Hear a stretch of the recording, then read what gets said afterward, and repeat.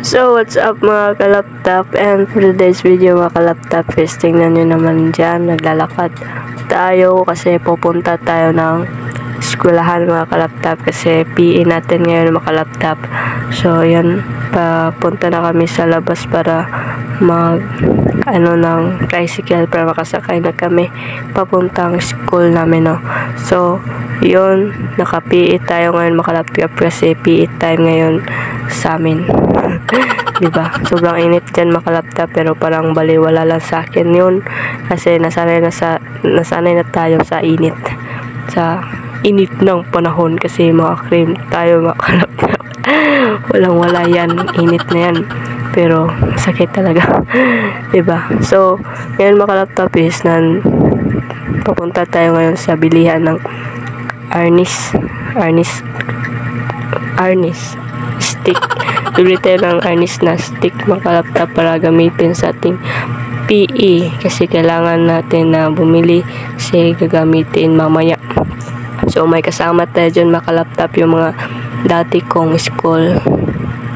classmate mga kalaptop kasi yung nabili nila na Arnis stick is na bali lang mga kalaptop. Diba? Sobrang marupok. Yan, tulad ng mga babae, mga marupok. Dito, syempre mga kalaptop, mamimili tayo ng hindi marupok na stick para hindi mabali mamaya kasi bagbag to. Bagbag. Ayan, namimili na tayo dyan para sa ating gagamitin mamaya. So, yun mga kalaptop, nagbili kami ng electrical tape kasi ilagay natin dyan sa kibali. Handle grip ba tawag dyan. Basta yan lang muna yung ng electrical tape natin kasi maliit lang yung nabili natin, no, hindi talaga pang buo talaga na matatakpan yan.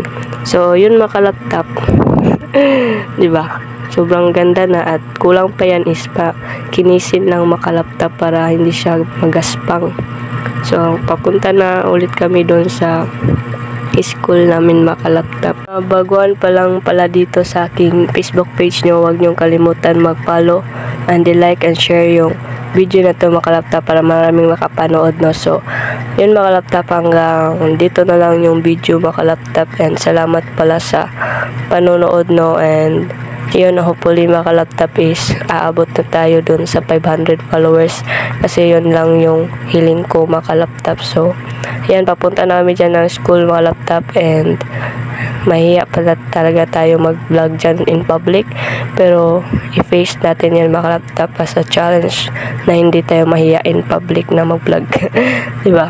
So yun lang siguro mga kalaptop, no. Salamat pala sa panonood and sana nag-enjoy kayo dito sa ating vlog for today. So yun lang, bye bye.